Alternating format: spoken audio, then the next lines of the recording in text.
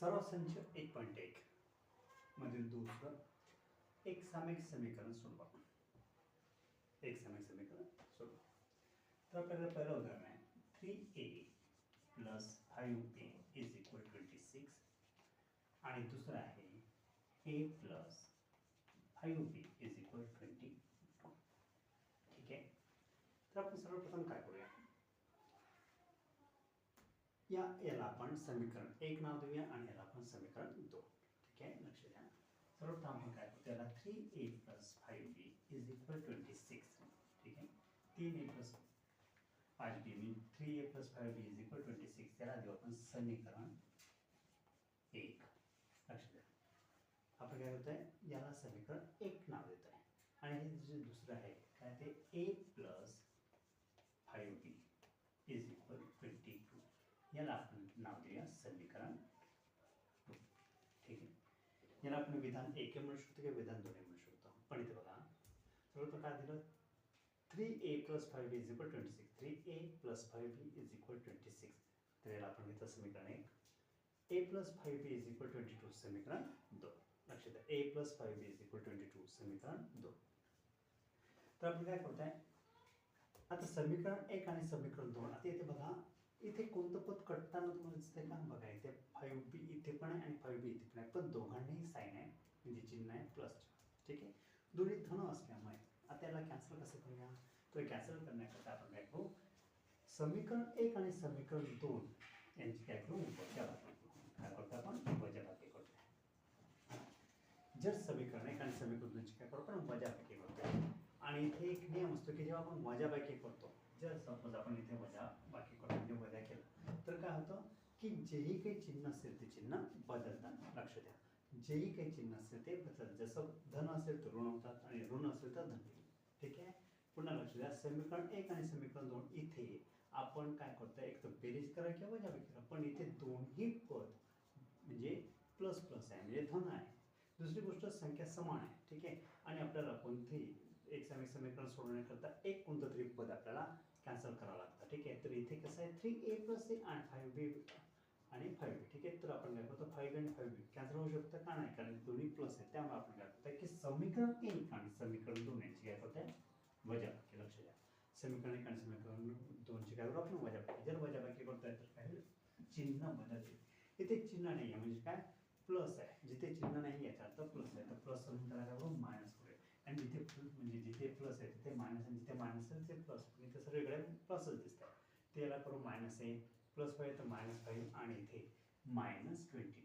आलं लक्षात. आपण काय करू, सर्वप्रथम चिन्ह बदलवले, कारण जर चिन्ह मायनस चिन्ह वजाबाकी करतात तर चिन्ह बदलतात. पुन्हा लक्ष द्या, जर वजाबाकी करताय तर जर मायनस चिन्ह घेत आहे तर जे धन असेल तर ऋण आणि ऋण असेल तर धन होईल. ठीक आहे, तर त्यामुळे आता इथे बघा आपल्याला काय दिसतंय, हा +5 आणि आता -5 झाला म्हणजे 5 मधनं 5 गेले 0 राहिले. ठीक आहे, म्हणजे कॅन्सल, ते लिहायची गरज नाही.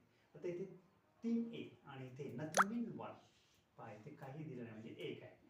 3 मधनं 1 गेले का, 3 मधनं 1 गेले 2a, 3 मधनं 1 गेले 2a इज इक्वल 26 मायनस 22. इथे बघा 26 मायनस 22 दॅट इज मीन 4.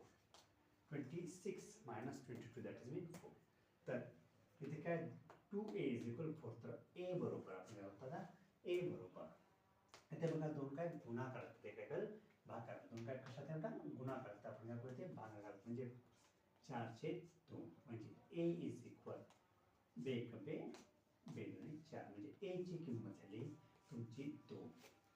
ठीक आहे, a ची किंमत किती झाली 2. आला लक्षात, a ची किंमत झाली 2. तर आपण काय करू, आता a ची किंमत 2 आपण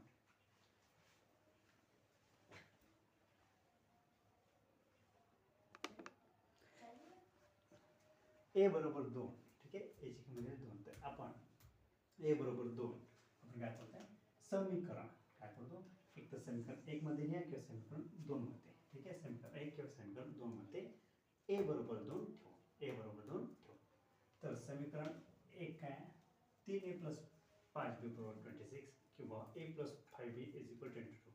कोणत्याही समीकरणात याची किंमत 2 ठेवून जर आपण b ची किंमत काढतो तर आपल्याला b ची किंमत भेटेल.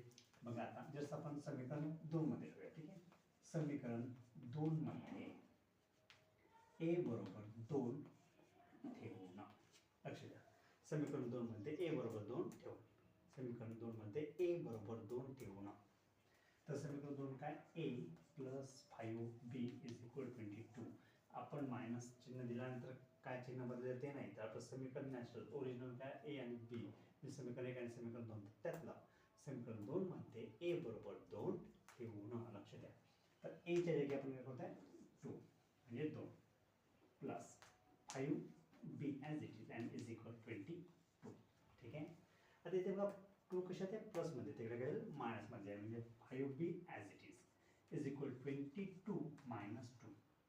ठीक आहे, म्हणजे 5b इज इक्वल 22 म्हणून 22 म्हणून जाऊन घेतला आहे 20.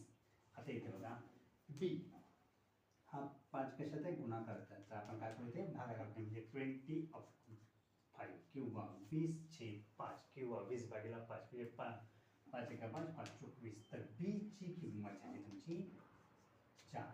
ठीक आहे, b ची किंमत आहे तुमची 4. आलं लक्षात. समीकरण 1 आणि समीकरण 2 तुम्ही एक समीकरण 1 मध्ये लिहा किंवा समीकरण 2 मध्ये ए ची किंमत समीकरण 1 मध्ये ठेवा किंवा 2 मध्ये. समीकरण 2 मध्ये कारण समीकरण 2 म्हणजे छोटी संख्या दिसत आहे म्हणून आपण समीकरण 2 मध्ये ठेवले, तर आपल्याला b ची किंमत भेटले 4. आलं लक्षात. तर अशा पद्धतीने आपण काढतोय एक समीकरण मधून ए आणि बी ची किंमत, तर आपल्याला ए झालेली आहे ए बरोबर 2 आणि बी बरोबर 4. तर हे आपल्याला समीकरणाचे उत्तर भेटलेलं. ठीक आहे, तर एक समीकरण आलं लक्षात. ओके, तर चला आपण समोरचे बघूया. x + 7y = 10 and 3x - 2y = 7. ठीक आहे, आधी उत्तर घ्या.